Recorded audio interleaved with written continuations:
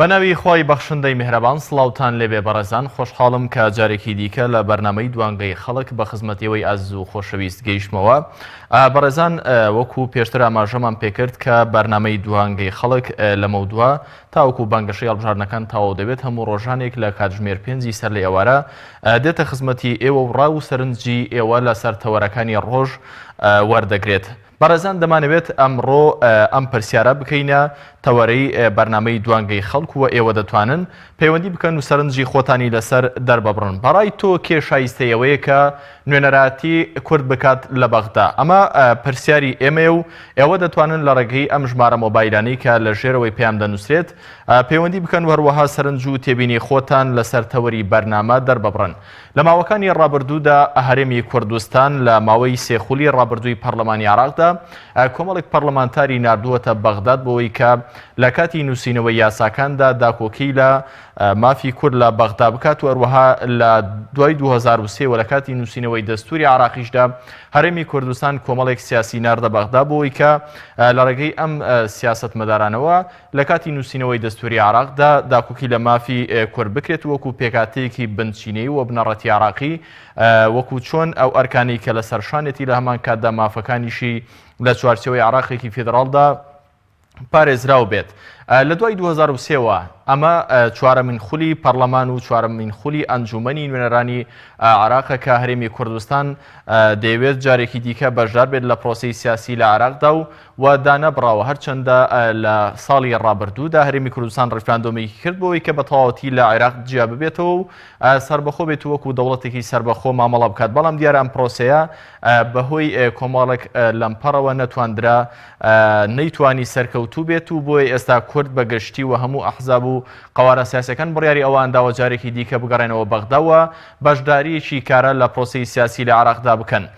لە ماوەکانی ڕابردوودا هەرێمی کوردستان ئەم پەرلەمانتارانە ئەم نوێنەرانی کە ناردوویەتی دابەش بۆ بەسەر چەند لایەنێکی سیاسی لە خولی ڕابردوودا بەگشتی بەسەر 5 لایەنی سیاسی هەرێمی کوردستاندا دابەش بوون. هاوڵاتیان گلەی زۆریان هەیە لە نوێنەرەکانی کورد لە بەغدا و گلەی زۆریان هەبوو بەوەی کە نوێنەرانی کورد لە بەغدا نانتوانیوە داکۆکی کارێکی سەرسەخت بن لە مافەکانی کورد و هەروەها یاسایەک لە ئەنجومەنی نوێنەرانی عێراق پێشکەش بکەن و بۆەوەی کە مافەکانی کورد لە بەغدا پارێزراو بێت. بەڵکو هەمیشە کورد لە باکووری عێراق لە هەرێمی کوردستان لە ڕووی یاساوە هێرشی کراوەتە سەر هەروەها لە ڕووی سەربازیشەوە وەکو بینیمان لە ساڵی ڕابردوو کۆمەڵێک تێکگیرانی سەربازی لە نێوان هەرێمی کوردستان و بەغدا ڕوویدا بەم شێوەیە کە بینیمان کەرکووک و بەشێکی زۆری ناوچە دابڕێنراوەکان کە بە لە سەدا 50 خاکی هەرێمی کوردستان دەژمێردرێت کەوتەوە ژێردەستی بەغدا و حکوومەتی ناوەندی. ئەمانە هەمووی هۆکاری ئەوەی ئەوە بووە کە کورد لە بەغدا نوێنەرانێکی وەکو پێویستی نەبووە یاخود ئەو نوێنەرانێکە هەی بووە کە لە خولی ڕابردوو 66 پەرلەمانتاری هەرێمی کوردستان لە حکوومەتی ناوەندی و لە پەرلەمانی عێراقدا بەشداریان کردووە نەئەتوانی وەکو پێویست بارکی خوان و ڕۆڵی خوان هەڵبستن. پرسیاری ئەمڕۆی بەرنامەی دوانگەی خەڵک ئەوەیە کە بەڕای تۆ کێ شایستەی ئەوەیە کە بچێتە بەغداد بۆی لە کاتی نووسینەوەی دەستوردا لە کاتی دابەشکردنی کێکی سەرەت و سامانی عێراق و هەروەها دەسەڵاتەکاندا داکۆکی کارێکی سەرسەخت بێت لە مافی کورد؟ کاک حاجی لە عەربەتەوە لەگەڵمانە فەرموو.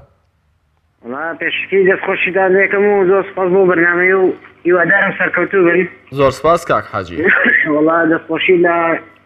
ئەندام پەرلەمانەکانی کۆمەڵ ئیسلامی دەکەم چ لە ئەنجومەنی نوێنەرانی عێراق و لە لە پەرلەمانی کوردستان و وەزیرە بەڕێزەکان و سەرۆشی دەستگای مین هەموویان بەگشتی. کاک حاجی بۆچی دەستخۆشی لە ئەوان دەکەی؟ بەڕای تۆ هۆکارەکەی ئەوەیە کە ئەوان سەرکەوتوو بوون لە ئەدای خوان لە کارەکەیان؟ وەڵایی من ئەوەی کە تێبینیم من خۆم هەر وەکو ئەندامێکی کۆمەڵ ئیسلامی قساکەم ئەمە یەک پاشانی خۆشەویستی کۆمەڵ ئیسلامی و ئەو لیستە و ئەو خەڵکە شێوانەی کە لەو شوێنان بەڕاستی شایەنیەوەن هەموو کەسێک یعنی متمانیان پێ بکات و دەنگ بدا بە لیستی 104. بەڕای تۆ ئەو نوێنەرانەی کە لە خولی ڕابردووی پەرلەمانی عێراق بەشداریان کردووە تا چەند سەرکەوتوو بوون لەوەی کە داکۆکی کارێکی سەرسەخت بن لە مافەکانی گەلی کورد لە بەغدا؟ والله الحمد لله ئەوەی کە من متابعەم کردووە لە کەناڵەکانە لە یعنی ئەوەی کە لێدوانیان بۆ سەرجەم کەناڵەکانەوە بەبێ جیاوازی بە کەناڵی عەرەبیەوە بە کەناڵە کوردیەکانەوە يعني بەتایبەتی تر کاک ئەحمەدی حاجی ڕەشی یەکێکە لەو کەسە شیاوانەی کە زۆر شیاوە بۆ ئەو پۆستە دووبارەکە هەڵبژێرێتەوە و خەڵک بتوانێت خۆی بێڵاتەوە و پشتیوان بەخوای گەورە لیستی کۆمەڵی ئیسلامی ئینشەڵا زۆرترین دەنگ بێنێ لارێمی کوردستانی. بەڵێ سپاس بۆ کاک حاجی لە عربەتەوە، سپاس بۆ پەیوەندیەکەی بەڕێستان. دیارە بەڵێ سپاس بۆ بەڕێستان، سپاس بۆ سەرنج و تێبینیەکانتان. بەڕێزان دەمەوێت لە ئاماژە بە کۆمەڵی کۆمنت بکەم کە لە تۆڕی کۆمەڵایەتی فەیسبووکەوە ئێوە ئاماژەتان پێکردووە، بەڵام دوای ئەم پەیوەندیە کاک ساڵح لە پێنجێنەوە. کاک ساڵح فەرموو. السلام عليكم. عليك السلام ورحمة الله. كاك صالح. دەست خۆشحالتان لێکەم، خی گەورە پاداش تاماتۆ بۆ ئەو بەرنامە جوانە بەڕاستی تەوەرێکی زۆر جوان هەڵبژاردووە. زۆر سپاس. کاک ساڵح سەرنجی بەڕێستان چیە لەسەر تەوەری بەرنامەکەواتە؟ پێتان وایە کە چێ شایستەی ئەوەیە کە لە بەغدا نوێنەراتی کورد بکات؟ وەڵا من وەکو وێکێک دەڵێ من وەکو یەکێک لە پێشمەگەدێنەکانی ئەم خاک و وڵات و میلەتە بەڕاستی تۆگە لەمە پێشگوێم دێ بوو مامۆستایەکی زۆر بەڕێ، زۆر خۆشەویست، زۆر دڵپاک، زۆر دەستپاک لە کۆمەڵە بەڵگەی جوان، کۆمەڵە بەڵگەی شەرعی، کۆمەڵە بەڵگە کە خوا و پێغەمبەرەکەی صلی الله علیه وسلم لەسەری ڕازین هێنایەوە داوای لە میلەت و خەڵکە کرد کە بەڕاستی دەنگ بدەن بەو کەسانی کە پاکن، کە شاکن، کە خوا بە چاودێ دەزانن. و هەروەها منیش داوام لە هەموو ئەو کەس و ئەو کەسانە کە دژی زوڵمن، دژی ستەمن، دژی خراپن، جارێکی تر ئەو زوڵم و ستەمە سەر مەخەنەوە، چونکە دیارە بە ئاشکرا دیارە. وەڵا ئەگەر خۆی لێ هەڵە نەکەین، خۆی لێ گێر نەکەین، شتەکان دیارن، چونکە ئەو کەسەی کە ئەو دەنگەی دەهەیە بەڕاستی خوای پەروەردگار ئاگادارە کە تا 4 ساڵ هەرچی ئەکات لە خێر و لە چاکە یا لە خراپە یا لە تاوان یا لە فەزات ئەو کەسێک کە ئەو دەنگەدا بەشدارە. ئەمە قسەی من نییە، بڕۆ بپرسن بەڕاستی ئەوانی کە عاقڵن، ئەوانی کە ڕۆشنمەند، ئەوانی کە ڕۆشنبیرن، بەتایبەتی چی ڕۆشنبیران هەر بە ئاشکرا دەرکەوت کە چۆن سوکاتیان بە عیلم کرد، سوکاتیان بە زانست کرد، کە چیان پێکرا، چیان پێوترا. جا لەبەرەوە من داواکەم، ئەم جارش داواکەم لە خەڵکی عاقڵ و ڕۆشنبیر و تێگەشت و ئەم جاریان ئەم دەم چاو پاکە، ئەم ئەخلاقە بەرزانە، ئەم دەست بە دەستێژانە تاقیکەنەوە با دەسەڵات بگرن دەست یەک جار تاقیان کە دەزانن چۆنە بن. کاک ساڵح من دەمەوێت و هاوڵاتیەک کە تۆ لە هەرێمی کوردستاندا لە ماوەی 4 ساڵی ڕابردوودا ژیاویت و کار و چالاکی و جێدەستی پەرلەمانتارەکانی پێشووی خولی بەغداتان بینی وەلانەکانی دیکە سەرنجی ئەوە لەسەر کاریان چی بووە لە بەغدادا، شتێکیان کردووە کە لە بەرچاوی هاوڵاتیان بێتووە هاوڵاتیان شانازی پێوە بکەن؟ دەرکەوتووە، ینی بەڕاستی خۆ بێ خەڵکێک خۆی لێ هەڵە نەکات دەرکەوتووە، بەڕاستی خەڵک بووە ینی هەر لە ئاستی بەرزەوە، لە ئاستی بەرزەوە کە خەڵکیان بە چۆن دەرکاوە لەسەر چی دەرکاوە. خەڵکیان هەبووە کە ئەندام پەرلەمانەکانیان کات ناکرێ هەموو شتێک لە ڕاگەیاندن و لە تەلەفۆن وشتا بڵێ شتی زۆر گەورە و عەجایبەیە کە من بە بەڵگەوە لەلامە، بەڵام ناکرێ هەموو شتێک بە تەلەفۆن و بە ڕاگەیاندن و بەشی باسکەیت و بیڵێ. لەبەرەوە ینی شتەکان دیارن، بۆچی یەکجار تەنها یەکجار من هەرەوەندە ئاڵم زۆر بەلامەوە گرنگە ئەم باش ئەم قسەی کە ئێرەم کەوت دووبارە سێبارەم کردەوە، بۆچی تەنها یەکجار ئەم پاکانە تاقی ناکەنەوە، بزانەکەن چی ئەکەن بۆ ئەم خاک و مەملەکەت و میلەتە. کاک ساڵح بەڕێستان بۆچی پێتان وایە کە نوێنەرانی کۆمەڵی ئیسلامی لە بەغدا سەرکەوتوو بوون، مەگەر ئەوان شتێکیان چنیوەتەوە بۆ کورد لە بەغدا؟ وەڵا بە فەزلی خوا پێش هەموو شتێک کاتێک کە چون دژیان کرد و پشتیان بەخوای گەورە بەست و ینی نیان هێشتوە هیچ کاتێک لە هیچ وەختێکا هەر شتێک دشی یاسای شریعەتی خوا و پاشان دین و ژینی ئەو میلەتە بێت دشی وەساونەتەوە باکەمیش بێتن، بەڵام لە هەمان کاتا خۆ ئەلمهیم قسەیان کردو و هەڵساونەتەوە و بەرەنگاری هەموو زوڵم و ستەمی بوونەتەوە ئەوە کە هەر کەسێک بە ویجدان بێ و عاقڵ بێت ئەو ڕاستی هەڵە. بەڵێ زۆر سپاس بۆ کاک ساڵح لە پێنجوێن کاتی زۆرم پێدای، سپاس بۆ سەرنج و تێبینیەکانی بەڕێستان. بەڕێزان وەکو پێشتر ئاماژەم پێکرد دەمەوێ ئاماژە بە کۆمەڵە کۆمنت بکەم کە لە تۆڕی کۆمەڵایەتی فەیسبوک و لە ڕێگەی لینکی پەیام دۆت تیڤیەوە ئێوەی خۆشەویست نووسیوتانەوە بەشێکیان لەسەر شاشەی پەیام دەردەکەوێت. شوان ئەسعەد دەڵێ ئەوانەی کە ئیمان و ویژدان لە ناخیاندا بوونی هەیە بەکردار سەلماندویانە، ئەوان شایستەی ئەوەن کە نوێنەراتی کورد بکەن لە بەغدا. هاوڕێ جەوهەر دەڵێت تا ئێستا سەرکردەکانی کورد لە بەغدا نەیانتوانیوە ببێتە بەڕێوەبەرێکی باش و داکۆکارێکی ڕازگۆ لە مافی هاوڵاتیانی هەرێمی کوردستان. مەجید ئیبراهیم دەڵێت تەنها ئەوانەی لە بەرەی گەل و دژی یاساشکێنی بوون، ئەوانەی کە پادبەندی ئاینی پیرۆزی ئیسلام بوون، شایستەی ئەوەن کە نوێنەراتی کورد بکەن لە بەغدا. ئیدریس عومەر دەڵێ ئەو کەسانی کە داکۆکیکردن لە مافی هاوڵاتیان بە ئەرکێکی دینی لەسەر شانی خۆیان دەزانن ئەوان شایستەی ئەوەن کە نوێنەرایەتی کورد بکەن. ئەحمەد کەمال دەڵێت ئەوانەی کە پەرێزیان پاک بووە لە ڕابردوودا. بەڕێزان وەکو پێشتر ئاماژەم پێکرد لە ماوەکانی ڕابردوودا ئەمە کە ئێستا حملەی انتخابی هەڵبژاردنە چوارەم خولی پەرلەمانی عێراق و جارێکی دیکە کورد دەیەوێت بەشداری لە پرۆسەی سیاسی لە عێراقدا بکاتەوە. کاکسیامەند لە سلێمانیەوە لەگەڵمانە. کاکسیامەند فەرموو. باشی مامۆستاجان زۆر سپاس بۆ بەڕێستان کاکسیامەند. خۆراک و پێشمەرگەی قساکەم بە قوربانە بم. فەرموو. سپاس. یەک دەست کاتم بیتە مەمنونتە بم. فەرموون. بەعفەری مەمنونم. من داوا لەم میلەتەکەم یەک قسە سەرکردەی وەفای بۆ سپاکەی نەبێ نە باری بۆ خوا هەیە نە بۆ نیشتیمان نە بۆ ناموسی خۆشی. ئێستاش وەشمان نهاتۆتۆ خۆمان دەتاو بۆنی جەنازە مێشولە یەو گۆڕ بە گۆڕانە ئێستاش بە دەرزی ماوەتەوە دەتاو بوون. سەرکردەی خیانە لە سپاکەی کە والله ئەوەی ئەمانە کردیان باسی ئەنفالەکەن باسییان چیماییەکەن والله هەمی خۆیان کردیان والله خۆیان تڵعات و پازارەیەنانە هەڵەبجە و چیمایی کرا بە هەڵەبجەیە ئەی بۆ نەیکرد بە سەی سایقە سەدام تۆ حەزەکەم چۆ زەکاتم بیتێ بۆ سەدام چیمایی نەکرد بە سەی سایقە باشە سێ سایق وەڵەبجە چەندیان فەرقە بۆچی بوو؟ لەبەر ئەوەی یەشێتی پیاوی یێرانیەنە جاشیەنە ئیطلاعاتی نێساژ ناو سلێمانی ناو هەولێرا دایرە ئیطلاعاتی تایە دایرەی میتی تایە بۆ کە سەدام لە ژێرا بمە سپای تورکیا ئەو پیاوە بێتە باشیقا معسکەر دانێ تورکارتیەوە هاتۆم خەڵکە بچێتەوە بەخۆیە یەک کاتان لێ ئەەکەم هەتا ئێستا بە پاتیێراتانە یەک کاتان لێ ئەەکەم لەگەڵ گۆڕانا پش نەکەنە یەک کەس بە خۆتان خۆش نەکەن ئینشەڵڵا سەرگەوتوژە بن لەگەڵ بزوتنەوەی گۆڕانە دەست خەرە ناو دەستیەک پش بۆ خوا سەرکەوتووە بن بۆ پێشمەرگێکی زۆریشتان لەگەڵا بەڵام بەنیێنی باشکران نا لەبەر ناوی نابڕاو نەکرێت هەم لەگەڵ ئێوە هەم لەگەڵ بزوتنەوەی گۆڕان من خۆم پێشمەرگەم ئاگاداری معاناتی پێشمەرگەم بەناوی پێشمەرگە شۆ قسە ناکەم سەم نەکردۆ ناشیکەم بەڵام زۆر پێشمەرگێکی ژێزگار زۆرتان لەگەڵە پش بەخوا سەریشەکەون یەک وشێتر دووبارە ئەکەمەوە بە حەبچا باچی کوردستانی گوێی دەبێ سەرکردەیەک وەفای بۆ سوپاکەی خۆی نەبێ وەفای نەبۆ خوای نەبۆ ناموسیشی هەیە ئەمانە لە پێناوی کورسیەکانیانە مەناعەتیانێ ناموسیان تەسلیمی ئێران و تورکیا بکەن. زۆر باشە کاک سیامەند من دەمەوێت وەکو پێشتر خۆت ئاماژەت پێکرد وەکو پێشمەرگەی قسە دەکەن بەڕێستان پێتان وایە وەکو هاوڵاتیەک وەکو پێشمەرگەیەک پێتان وایە دوای ئەم ڕووداوانەی کە لە ماوەی 4 ساڵی ڕابردوودا هێزەکانی دەسەڵات بەسەر هەرێمی کوردستانیان داهێنا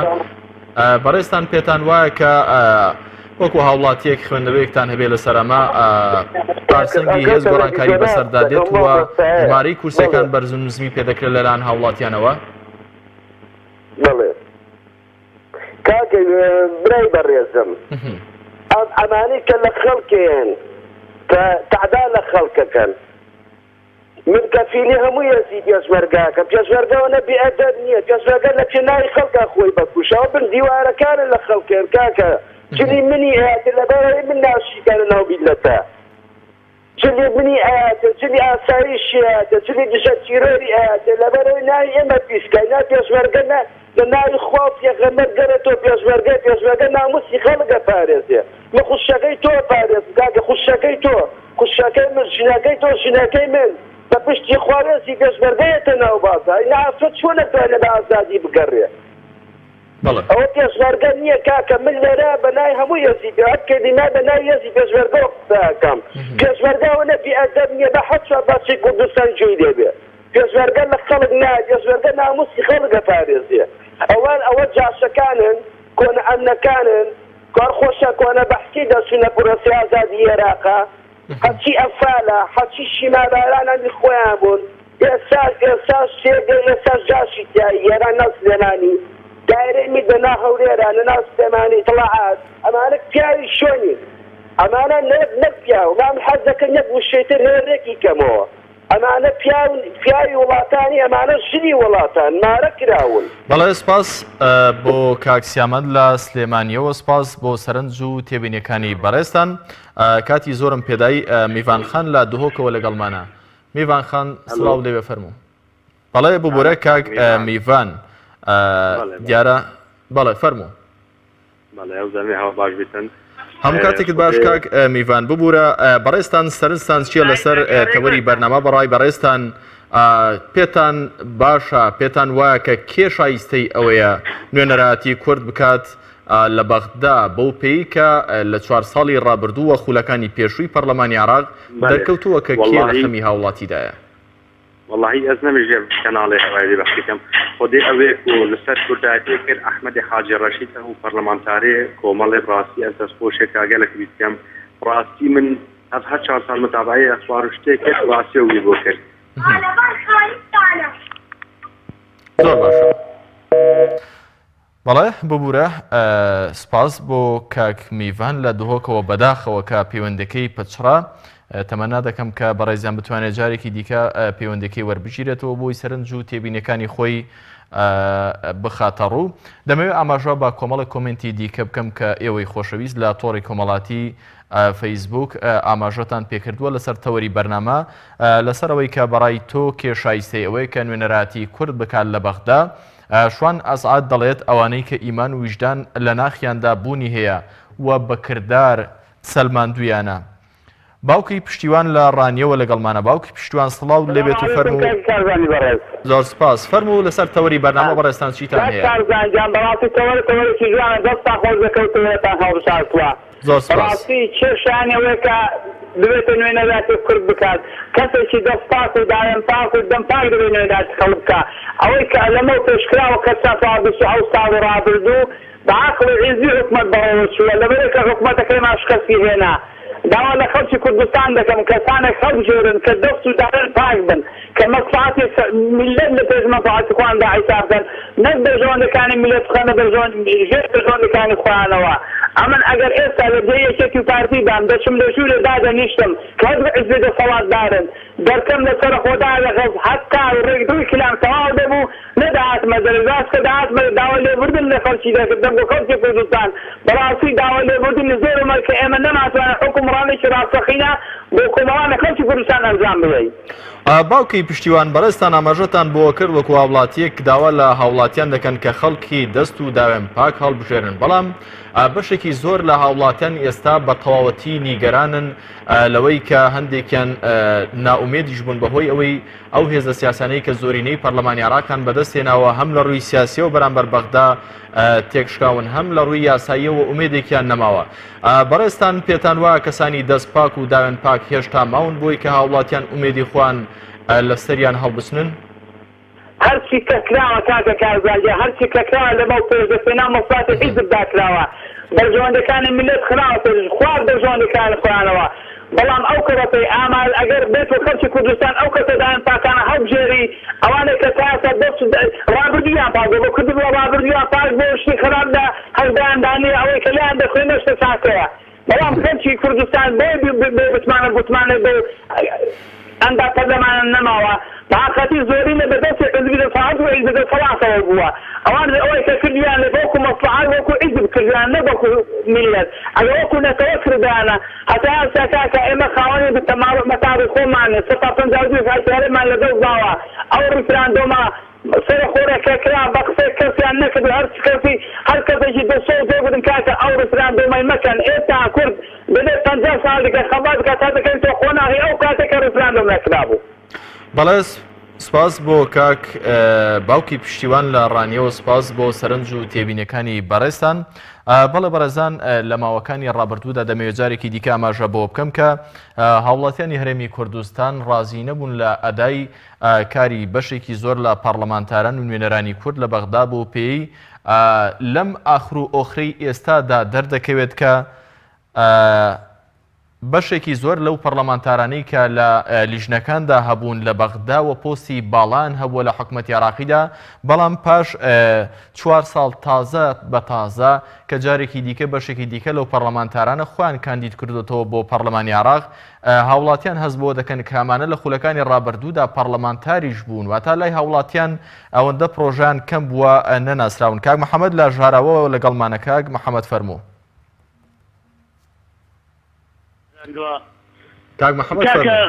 من خەتی ڕاست و چەت بەسەر هیچ کە زانانم خەڵکی چاک هەبووە بێگومان خەڵکی چاک هەیە و لە هەموو هێزە سیاسیەکاندا خەڵکی چاکەیە بەڵام تۆ بۆی کە بینەران و بیسران گویان لێ بێمە 6-7 ساڵە زەربەمان وێ دەکەوی ململانەی سیاسی ئەمەی کوشتووە کەس بە دوی خۆی ناوێت ترسە تێگەیشتی بەڵام بە دەردی کاکفرانکەس دەڵێ کردار شەرتە ئەمانە کردار نەبوون بەرەبوومان نەبووە کوا چمان بەدەستەوەیە ڕاستە خەڵکی چاکە بۆ دیفاعی کردووە بەڵام خراپەکان چاک ئەو چاکەیە دەستنیشانی خراپی بکە بۆ هاواریان نەکرد ئێستا من بەرەو ڕوو پێت دەڵێم تێگەیشتی بە کەناڵەکەی لە کەناڵە پیرۆزەکەیەوە کە حکوومەتە پێش حیزبیەکەیان دانا ململانێ دروست نەبوو لەسەر دەسەڵات لیژنان دروست نەکرد بۆ دەستور قبوڵی کەسی شیاویان کرد لە خۆیان بەولاوە لیژنا ئێستا هەڵحان کۆمیسیۆنی باڵا لە پێش حیزبەکەی نییە کا دەکەم خۆپەرستی لە ناو حیزبەکان خەتەرە خەتەری گەورەمان لەسەرە واز لە ململانەی سیاسی بێنن بە هەموو لایەکانەوە دەڵێم خزمەتی کوردکەن با من مەتحی خۆ بکەم مهمۆیە کردارم لە دەست بێ ئەگەر چاچیش بم ڕێگەم پێ نادەن ململانەی خەتەرە دەنادەزانم خەڵکی چاکەیە دەستنیشان دەکەم ئەحمەدی حاجی ڕەشیدی زۆر پیاوێکی باشە و کردەوەی چاکی دکتۆر مسەنا پیاوی چاکە بەڕێزە بەڵام مهم ئەوەیان زۆر باشە کاک محەممەد ململانەی سیاسیە تێگەیشتی زۆر باشە بەڕێستان من تکامەوەیە لە چاکەکان کە دەڕۆن بۆ بەغاز تەمسیلی دەمێ ئەوە لە بەڕێستان بپرسم ململانەی سیاسی ئەگەر ململانەیەکی شەریفانە بێت وە لە ناوخۆی هەرێمی کوردستان و لەم چوارچێوە نەچێتە دەرەوە ئەمە یەکێکە لە پرەنسیپە بنەڕەتیەکانی دیموکراسی و کارێکی ئاسایە بەمەرجێک کە زیان بە وڵاتیانی هەرێمی کوردستان نەگا بەڵام پەرلەمانتارەکان کە نوێنەراتی 5 حەزبە سیاسەکەی هەرێمی کوردستان دەکەن کاتێک لە حەمرین دەڕۆنە خوارەوە بۆچی کێشە و ململانەکانیان لە هەرێمی کوردستان جێ ناهێڵن بۆچی ئەم غەرەزە شەخسی و ئەم غەرەزە حزبی کە لە هەرێمی کوردستان لە ئەنجای ململانەکان دروست بووە دەیبەنە بەغدا و لەوێ کۆکنین ئەمە هۆکاری ئەوەیە کە بەڕاستی ئەمانە سیاسەتێکی دوژمنکارانە بەرامبەر یەکتر پێڕەو دەکەن یاخود نازانن سیاست بکەن لە بەرژەوەندی کورد وەکو هاوڵاتیەک دەزانن تێگەیشتی هەر کەسێک بتوانێت دانیشی دوو قسە بکات دەزانێت چ دەکا بەڵام کێشە خۆپەرستیە ئەمن پێشێلی مافی تۆ دەکەم تۆ پێشێلی مافێویدی دەکەی ڕێگە نادرێت تێگەیشتی بۆ من بەنە خوێندەواری هەزبەشتی دەکەم زۆر چاک دەزانن بەڵام لەبەرەوەی کە تۆ نەوعێکی و من نەوعێکم کە تۆ کاری چاکت کرد من ڕێگەل لێ دەگرم تێگەیشتی بەڵام تکام وایە ئەو جارش کە بۆ کۆمەک دەچن حتمما هەموو حیزبەکان دەبن ئەو کەسە چاکە کە ئیشی ئەوانەی دی ئاشکرا بکە بە بێمنەتی تێگەیشتی خۆپەرستی و سیاسەتی خۆپەرستی هیچ نییە بڵێمە من بە ناوی حیزبەکەمەوە چاکەی دەکەم بۆ حیزب بۆ میلەتەکەی چاکە بکرێ باشە سپاس بۆ کاک محەممەد لە ژاراوە سپاس بۆ سەرنج و تێبینێ جوانەکانی بەڕێستان کاتێکی زۆرم بە بەڕێستاندا باوکی ماریا لە پێنجێنەوە ماوەیەکە لە سەرخەتە باوکی ماریا فەرموو السلام عليكم. عليك السلام ورحمة الله. باوکی ماریا بەڕێستان لەسەر تەوەری بەرنامە چیتان هەیە سەرنجتان چییە پێتان وایە کە کورد دەبێ ئەم جارە کێ هەڵبژێرێت بۆی کە بیکە بە نوێنەری خۆی و لە بەغدا داکۆکی لە مافەکانی بکات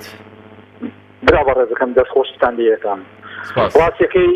هەموو کەسێ زانێت کەسی شیاوکیەیە خەڵک بەڕاستی ئەبێت چاوکراوە بێ خەڵکە بەڕاستی ئەبێت ویژدانی خۆی بەکار بهێنێت ئایا لەناو ئەم حیزبە سیاسیانەیە چه حیزبێک بە کەڵکی هاتووە حیزبی تاقیکراوە زۆر بووە لە 27 ساڵی ڕابردووە دەرکەوتووە چه حیزبێ دڵسۆزە چه حیزبێ پشتیوانی لە خەڵک کردووە چه حیزبێ بەڕاستی کۆڵی بە خەمەکانی خەڵک وەڵگرتووە دەیتر بەسە من بە خەڵک ئەڵێم دەیتر بەسە باو حیزبانە کە تاقیکراونەتەوە دەرچون کە ئەو حیزبی شەقوەشێن مامۆسایەکی کە بەتەمەن کە خزمەتی مناڵەکانی کردووە کە ئەوی پێگەیاندووە ئەمڕۆ ئەو شەقی تێهێڵەیە من ئەڵێم توێژی مامۆساییتر بەسە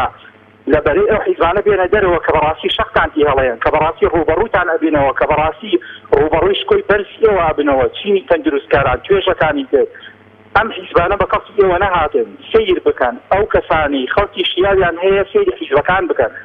خەڵکی شیاو حیزبی شیاو ئەینێرێتە پەرلەمانەوە ئێمە سەی دەکەین 5 فراکسیۆنی دیارمان هەیە لە پەرلەمانی عێراقدا برای بەڕێزم ئەگەر کاتم بیتێ ئەم 5 فراکسیۆنە لە هەمویان بە ئەندازی خۆیان پەرلەمانیان هەیە 3 ئەندام پەرلەمانی کۆمەڵی ئیسلامی 3 ئەندام پەرلەمانی کۆمەڵی ئیسلامی لە پەرلەمانی عێراقدا هەیە من بە دڵنیاییەوە ئاڵێم ئەم 3 ئەندام پەرلەمانە بەقەدەر 20 ئەندام پەرلەمان جوڵیان هەبووە بەقەدەر 20 ئەندام پەرلەمان کاریگەریان هەبووە ئەمە بەڕاستی ناسنامەی ئەو حیزبەیەکان ئەم ئەندام پەرلەمانانی ناردووە ئەمە وەکو ئەندام پەرلەمان وەکو ئەدای حکمی سەیری ئەدای حکمی بەڕاستی کۆمەڵی ئیسلامی بکە یەکێک لە وەزیرە دیارەکانی کار عەبدولستار مەجید بووە لە هەر زووتیارێکی ئەم کوردستانە بپرسی بە قوڕایەکانەوە ئەتوانێت لەناو گۆڵی زەرعاتەکەی و گۆلە تەماتەکەی خۆ بکا بە ژوورەکەی عەبدولستار مەجیدە ئەمە ناسنامەی ئەو حیزبەیە ئیتر بەسە بە خەڵک بەڕاستی ئەو حیزبانی کە دەرکەوتن بەڵتەجیەکانیان ئەناردە سەرجادە لە خەڵکیان هەڵەیە لە مەوزەتیان هەڵەیە لە مامۆسایان هەڵەیە ئیتر ئەوانە تاقی کراونەتەوە گوناحە بۆ خەڵکیەک بەڕاستی ئیتر چاوی کراوە نەدێتەوە ئەم حیزبانە جارێکی تر بەڵێیان بۆ بکاتەوە ئەگەر بەڵێت بۆ کردنەوە دڵنیا بە خەتای ئەو حیزبانە نییە ئیتر خەتای ئەو خەڵکەیە کە ئەوانیان بردۆتەوە سەر کورسی دەسەڵاتدار من داوا ئەکەم بەڕاستی جارێکی تر خەڵک بەخۆیان بچێتەوە من وەکو خۆم پشتیوانی لە کۆمەڵی ئیسلامی ئەکەم لەبەر ئەوەی کۆمەڵی ئیسلامی لە ئەدای پەرلەمان و لە ئەدای حکومەتا بەڕاستی سەرکەوتوو بووە لە ئەدای سیاسیشا قیادەیەکی سیاسی بوێری هەبووە یەکێک بووە لەو حیزبە بوێریانەی کە بەرامبەر حیزبی حاکم و بەرامبەر بنەماڵەی خۆ بێن وتوێتی نەخێر و نا شوێنێ ناخەوم و تۆ بۆ خۆت بڕۆ من لەبەرەی ستەمکارانە ئابم من لەبەرەی ستەم لێکراوانە ئابم بەڕاستی خەڵک ئەگەر لەم ڕۆژەیە پشتیوانی لە کۆمەڵی ئیسلامی نەکات کۆمەڵی ئیسلامی هەڵ نەسەنگێنێ کە حیزبێک بۆ بەڕاستی هەمیشە لەبەرەی ستەم لێکراوە بۆ دژی ستەمکارەکان بەڕاستی باجی داوە بەڕاستی ئەو پەڕیتوانای خۆی خستۆتە کات دیارە ئیتر خەڵک بەڕاستی باگرەی لە خۆی بکات باگازندەی خۆی بکات بەڵێ سپاس بۆ باوکی ماریا لە پێنجوێنەوە سپاس کاتی زۆرم بە بەڕێستاندا سپاس بۆ پەیوەندیەکەی بەڕێستان کاکەنگاو لە چۆمانەوە لەگەڵمانە کاکەنگاو فەرموو زۆر سپاس بۆ بەڕێستان کاکەنگاو بەڕێستان سەرنجستان چییە فەرموو بەڵێ وڵی سەبارەت بە ئەو بەرنامەیەی ئەمڕۆ کا لە ئێمە دەبینی بەڕاستی ڕاپەڕینە کە تەماشای خەڵکی دەکەین ڕاپەڕینە بەڵام ڕاپەڕینێکی دەنگدانە هەڵبژاردنە خەڵک ئەگە بڵێم لە سەتا نۆهەتی دەنگ ناداتەوە دەسەڵاتی دنیای بەڕاستی ئەوە بەخۆ دەزانین هەموو خەڵکیش دەزانین ئێوە کۆمەڵی ئیسلامی لیستێکی پاکە دەستی ئەمینە ئەو شیاوە لە وڵات بەڕێوە بدا ئێمە دەبینی ئەوانە هەموو وڵاتیان بێر بەتاڵانیان بێر کیان نەوێت قەیرانە بستێ خەڵک مر لە برسان کۆتاییە ئێستا ئەوە بژارێت کە دەکرێت ئەوانە بەداوێەوە بوویە کە ڕاپەڕینە زۆر باشە کاک هەنگاو بەڕای بەڕێستان وەکو هاوڵاتیەک بەڕای بەڕێستان تا چەند پەرلەمانتەران و نێرانی کورد لە خولەکانی ڕابردوو داکۆکیکارێکی ڕاستەقینە بوون لە مافی هاوڵاتیان و توانیویانە بەرهەمێک بۆ کورد لە بەغدا بچنەوە نێرانەکانی ئەوەی کە دیفاعیان لە کوردستان کردووە دیارن لیستی کۆمەڵی ئیسلامیە ئەوە دیارە هەندێک لیستی تریش مەسەلەن کە دەوری گۆڕان بوو ئەوانە بەڕاستی هەڵوێستێکی جوانیان هەبووە کاکاتان ئیجازە هەیە یەک پارچە بەخشانی خوێنمەوە یەک پارچە بەخشان خوێنمەوە بەڵێ سپاس بۆ کاک هەنگاو لە چۆمانەوە پارچەیەک بەخشان ئیجازە هەیە پارچەیەک بەخشان خوێنمەوە ئەگەر زۆر بە کورتی بێ سپاس دەکەم چکە کۆمەڵێک هاوڕێی زۆر لەسەر پەیوەندین بە ئەوانیش زیاتر نەمێنەوە فەرموو ئەی ئەوانەی هێشتا ئاڵوودەی دەستی دەسەڵاتی 27 ساڵن بگەڕێنەوە سەر ڕێگای حەق بگەڕێنەوە سەر ڕێگای عەدالەت ڕاپەڕینی گەلە ڕاماڵینی گەندەڵە هەتا گەندەڵ هەبێ قەیران ڕاناوەستێ ڕاپەڕینی گەلە گەل ئەبێ بڕیار بدە تارەنووسی خۆی دیار بکە 27 ساڵە مردن و ژینە لە دەستی زاڵمینە گەل بڕیاری داوە سەرکەوێ لە ڕێگەیە بۆ سەرکەوتن چاوەڕێیە ئەمڕۆ گەل ڕاپەڕینە وڵات ئەدەی لە دەستی ئەمین کۆمەڵ بەڵێ سپاس بۆ کاک هەنگاو لە چۆمان سپاس بۆ کاک هەنگاو لە چۆمان کاتی زۆرم پێدا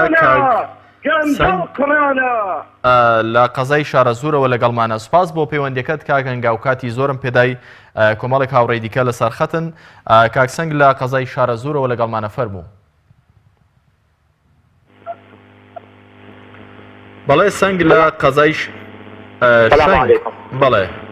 عەلەیکم سەلام وەرەحمەتوڵڵا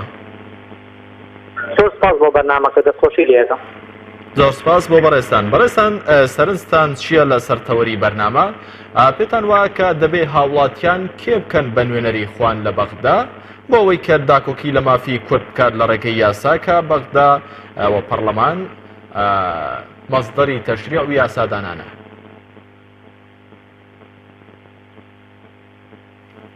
بەڵێ کاکشن زۆر سپاس ڕاتە 27 ساڵە ملەتی کورد بەهۆی کێشە و ئاژاوە لە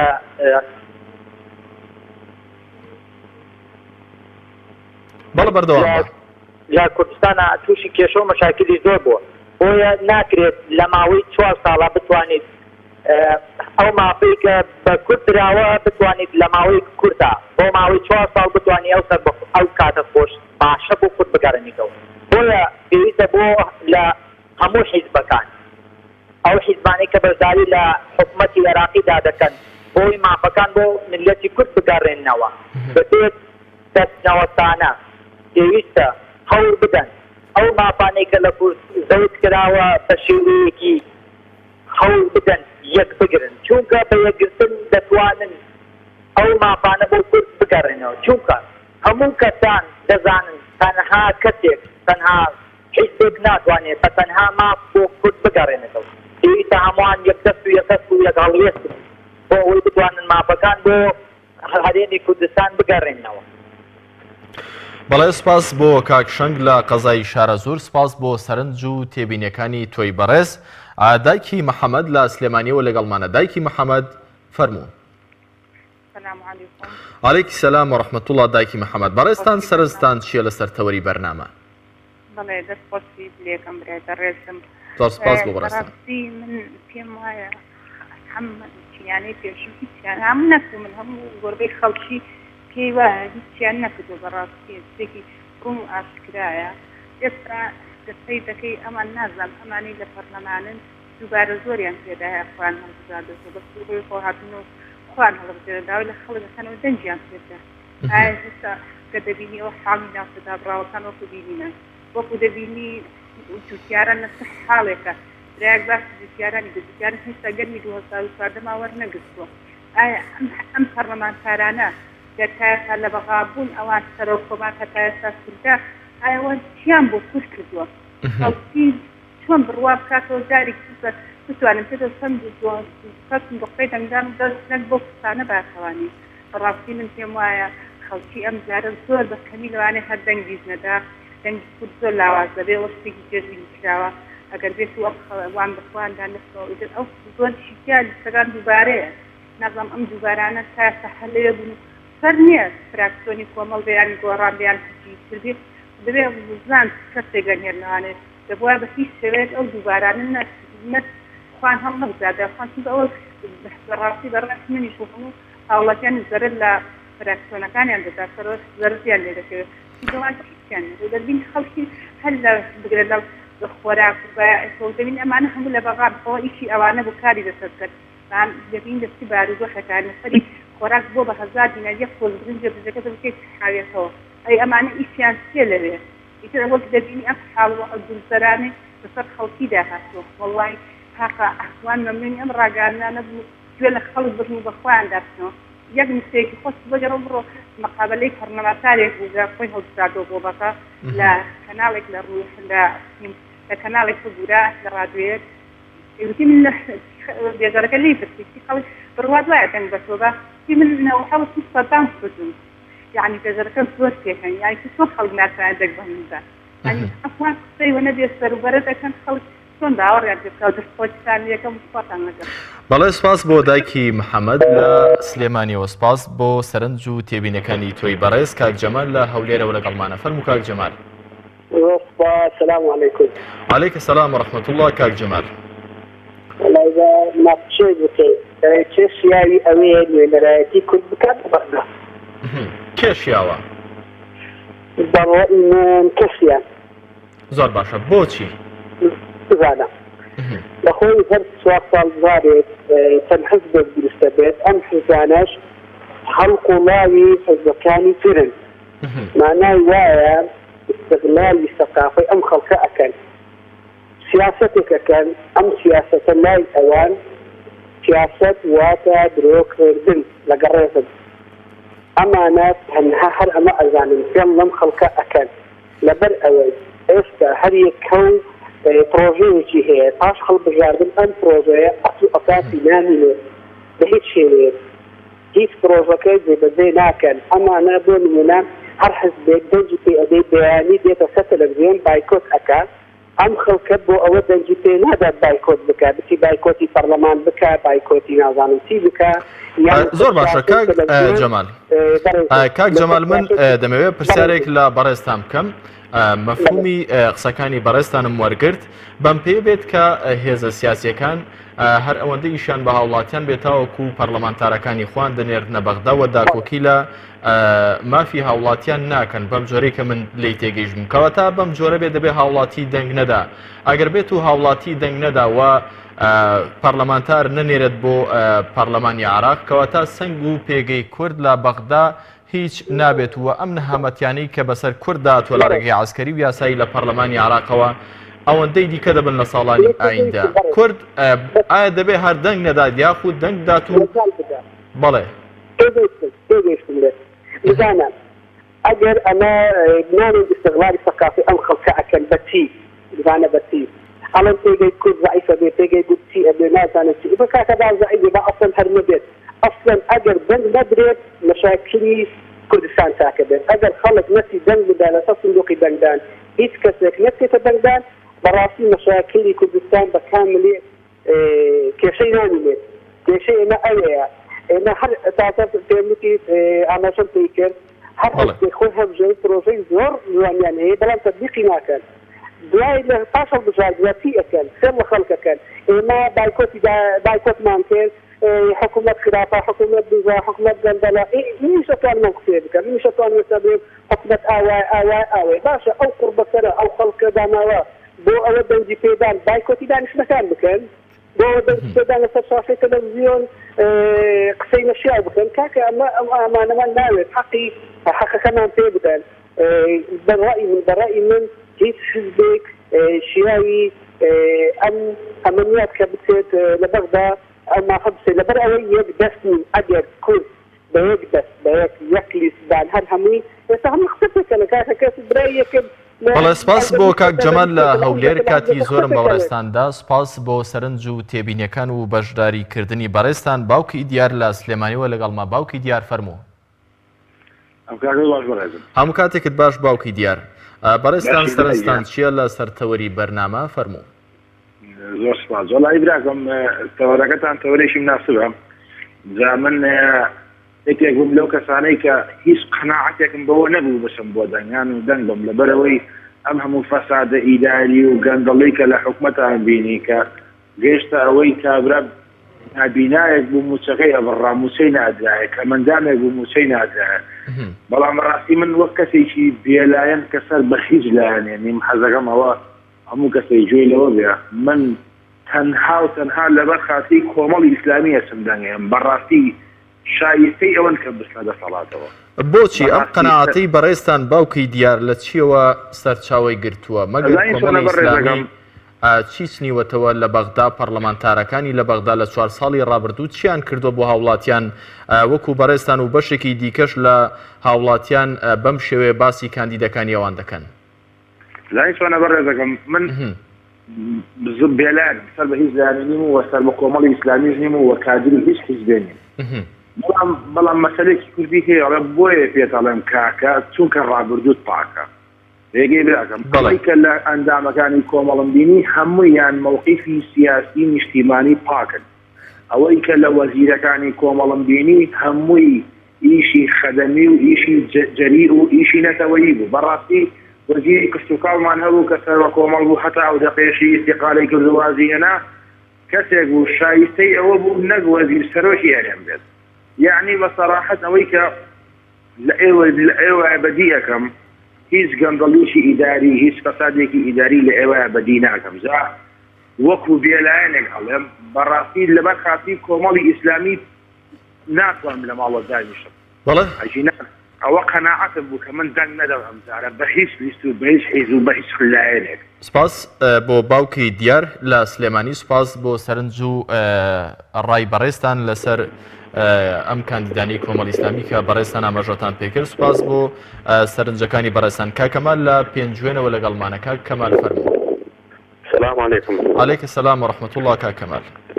والله بداية بالرزم أوي كشياو بيل الراسية بو دندان إما وكو خلقي مسلمان بنمايك معناه حديثي كبيروزي في غمر صلى الله عليه وسلم كفرمي المسلم من سلم المسلمون من لسانه ويده. أفرمي مسلمان أو كسيك خلقي لدستو لزماني أمين بل ويا أو خلقاني كخلق لدستو زماني أمين به للراسيدة تنالنا كومالي إسلامية من يستعي بينم ومن دعوة لخلقي كردستان كم دنقبن بخلقي مسلمان بخلقي أمين بخلقي دسباك تنها خلقي كأمين به دسباك به أو خلقانا كالأخوة أترسن كاتي كسي كالأخوة نتسيل الراسية خلق شاوري خيري لناكا بوي دعوة لهمو خلقي كردستان كم دن من برزي إيوه دنقبن بكانديدكاني كومالي إسلامي بو أوي خلقي أمين ودسباك بنێرنە بەغدا تا داکۆکی لە مافەکرا و مافەخوراوەکانیان بکەن. زۆر سپاس. بەڵێ سپاس بۆ کاکەمال لە پێنجوێنەوە، سپاس بۆ سەرنج و تێبینیەکانی تۆی بەڕێز. بەڕێزان دەمەوێت ئاماژە بە کۆمەڵێک کۆمنت بکەم کە ئێوەی بەڕێز لە تۆڕی کۆمەڵاتی فەیسبوک و لە ڕێگەی لینکی پەیام.تیڤیەوە ئاماژەتان پێکردووە و داتانناوە کاک شوان نەسعەد دەڵێ ئەوانەی ئیمان و ویژدانیان لە ناخیاندا بوونی هەیە و بە کردار سەرماندویانە ئەوانە شایستەی ئەون کە نوێنەرایەتی کورد بکەن. هاوڕێ جەوهەر دەڵێت تا ئێستا سەرکردەکانی کورد لە بەغدا نەیانتوانیوە ببنە بەڕێوەبەرێکی باش و داکۆکیکارێکی باش لە داخوازی و مافەکانی کورد لە بەغدا. مەجید ئیبراهیم دەڵێت تەنها ئەوانەی لە بەرەی گەل و دژی یاساشکێنی وەستاونەتەوە، ئەوانەی کە پابەندی ئاینن شایستەی ئەوەن کە بکرێنە نوێنەرانی کورد لە بەغدا. بەڵێ کاک جیهاد لە دهۆکەوە لەگەڵمانە. کاک جیهاد فەرموو. باشی برا. زۆر سپاس بۆ بەڕێستان کاک جیهاد. سپاس بۆ بەڕێستان. کاک جیهاد بەڕێستان وەکو هاوڵاتیەک بەڕای بەڕێستان کێ شایستەیەوە کە نوێنەراتی کورد لە بەغدا بکات؟ خەڵکی کوردستانی هەمی لێسین قوارن سیاسی خودی وەکیلە کەسی هەژینەت دەنگی خودەیەک و بچێت نوێنەراتیاتە بچتە بەغداد مافێنتە یاسایی بەغداد بوتە بزۆڤرنت هەمی مافیانە کەسی باش نینە نە ئێکەتی نە پارتی نە گۆڕان نە نۆینە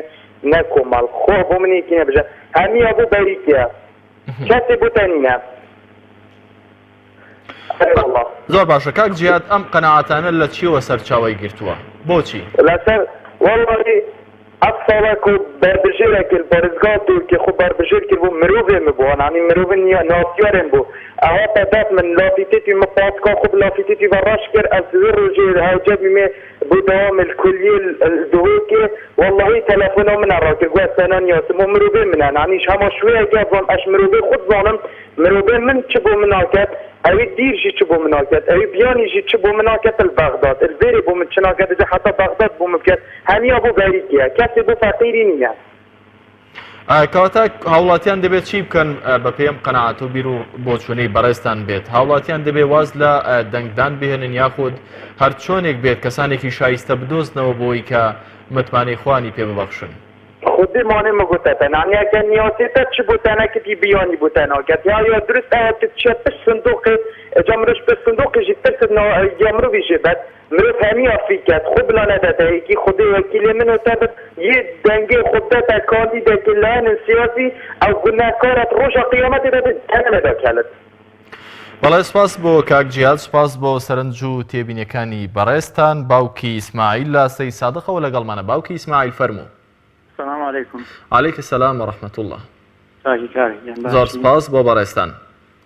والله ڕخنەیەکەم هەیە لێتان تۆزێ فەرمونون ئەبواە ئەمانەی کە زووترە پەرلەمان کاربوون تان گۆڕایە خۆش لە حەمدستان بەخواتیایی باشمانەیە دکتۆر و ئەوە تۆزێ وەکو ڕخنەیەکی بچوو. زۆر باشە باوکی ئیسماعیل ئەمە لە سەرجەم لیستەکان ئەم جۆرە ڕخنیان لێگیراوە کە کاندیدەکانی پێشووتریان کاندید کردوتەوە بەڵام ئەمە دیارە هێز و لانە سیاسیەکان خۆیان ئەزانن کە بۆچی بەم شێوەیە ئەم جۆرانە ئەم جۆرە کەساتیانە جارێکی دیکە کاندید کردوتەوە ئەمە ڕخنەیەکە لە سەرجەم لیستەکان دەگیرێت. بەڕێستان پێتان وایە کە ئەم جاران دەبێت کورد کێ بکات بە نوێنەری خۆی لە بەغدا بۆی کە داکۆکی کار بێت لە مافەکانی؟ وڵی تەمەەن وەکو بۆچوونی من ئەوەی نوێژ بکا و خۆی بە بسڵمان بزانێ ئەبێت دەنگی هەر بۆ بسڵمان بێ جایی تر نازانم ئەم خەڵکە نازانم چۆن بیرەکاتەوە لە ڕاستیە منەوەی من 6 دەنگمانەیە لەخوا بەزێر هەر نێتمانەی هەر بە کۆمەڵی ئیسلامی بین بەڵامێکی لە ڕاستیان ئەم خەڵکە ئەگەر نوێنەرێکی خۆی هەڵبژێرێ بڕوا ناکەم دەوانە باشتریان زۆر باشە. باوکی ئیسماعیل بەڕێستان وتان دەنگ بە کۆمەڵی ئیسلامی دەدەن و خێزانەکەشتان بەو شێوەی کە باستان کردن. ئێستا ڕەنگە کۆمەڵێک هاوڵاتی گویان لە من و بەڕێستان بێت کە قسە دەکەین ئەوان ڕەنگە بپرسن لەسەر چ بنچینەیەک بەڕێستان ئەو قەناعەتتان بۆ دروست بووە کە دەنگ بە کۆمەڵی ئیسلامی بدەن چونکە بەڕێستان زۆرێک بیر دەکەنەوە ئەم بینەرە خۆشەویستانەی ئێستا کە بەرامبەر ئێمە دانیشتنەوە گوێمان لێ دەگرن بە زۆرێکی تر بیر دەکەنەوە. زۆر بە کورتی بەڵێ وڵات بۆکو بسڵمان ناتوانم دەنگ بم بە لایەنێکی کەس خۆی گەورە حاسەبەمانەگە خۆماروواش دەنگ هەرگاڵتە نییە تۆ بیایی بەیەکێک زاڵم بێ و خۆی گەورە ئەوتە زوڵمی لە خۆی حرام کردووە وەکو ڕاستی. بەڵێ سپاس بۆ باوکی ئیسماعیل، سپاس بۆ سەرنج و تێبینیەکانی بەڕێستان. باوکی شایستە کۆتا پەیوەندی ئەم ئەڵقەی بەرنامەی دوانگەی خەڵکە لەگەڵمانە. باوکی شایستە بەڕێستان ئەگەر زۆر بەپەلە سەرنج و تێبینی خۆتان بڵێن وەکو کۆتا پەیوەندی لەسەر تەوەری بەرنامە سپاس دەکەم. سڵاو و ڕەحمەتی خۆی پەروەردگار لە جەنابت و لە بینەرانت و لە هاوڕێیانی بەڕێز ئینشاءالله. زۆر سپاس بۆ بەڕێستان. باوکی شایستە بەڕێستان کەتان وایە کە کورد دەبێت چێ بکە بە نوێنەری خۆی لە بەغدا؟ ئەم شەعبە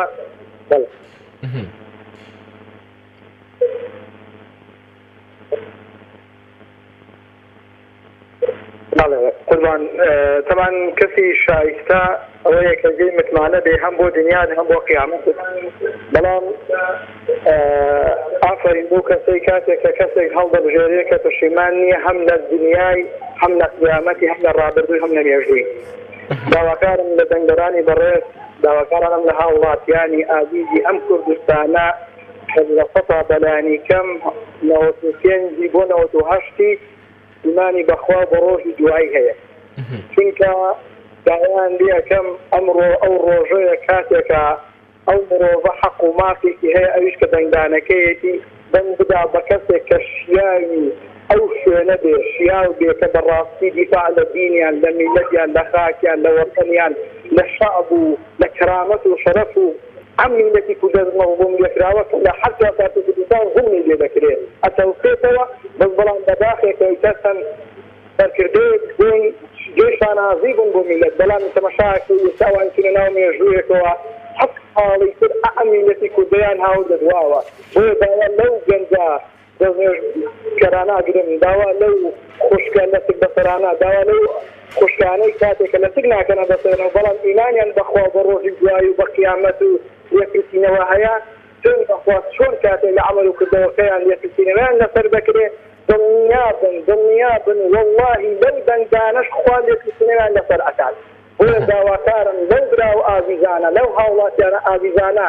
بە کۆمەڵەیە شتی هەڵخەڵەتێنرا هەڵنەخەڵەتێنرێن زۆرمان بینی زۆرمان بیست زۆر وترا زۆر کرا واکەین واکەین ئێمە وای 30 ساڵ بەرنامانەی 15 ساڵ بەرنامانەیە یعنی بەڕاستی میلەتی کورد هەتاکەی مەظلومی هەتاکەی بە مەظلومی دەمەیدە هەتاکەی ئام ناعەدالەتی زوڵم و زادات سەریوەریە قبول ئەکەی بۆیە داواکارم لە هەموو لایەک لە ئیسلامی لە غێری ئیسلامی لە عیلمانی لە بێلایەن لە سۆفی لە سەلەفی لە هەر هاوڵاتێکی ئەم میلەتی کووردا گەڵان لێکەم وەکو برایەت وەکو خۆشەویستیەک بۆ وڵات و بۆ میشمان و بۆ دین و ئەخلاق و هاو دینیان والله ئاگادار بن دەنگ بدەن بە کەسێک کە خاوەندە نوێژ بێ کە خاوەن ئەخلاق و ڕەوش بێ تەمەشاتی بەداخەوە خەڵک میلەتی کورد بە تایبەتی حەسەن کاتەکەشم زۆر قسە کرد بەڵام یەک کۆبلێک یەک دقیقە قسەم پێ بڵێ بەداخەوە دەڕە میلەتی کورد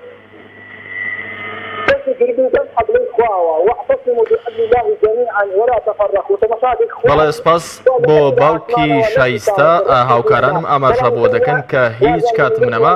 سپاس بۆ بەڕێستان کە کۆتا پەیوەندی ئەماڵقی بەرنامەی دوانگەی خەڵک بوون کاتی باشم بە بەڕێستاندا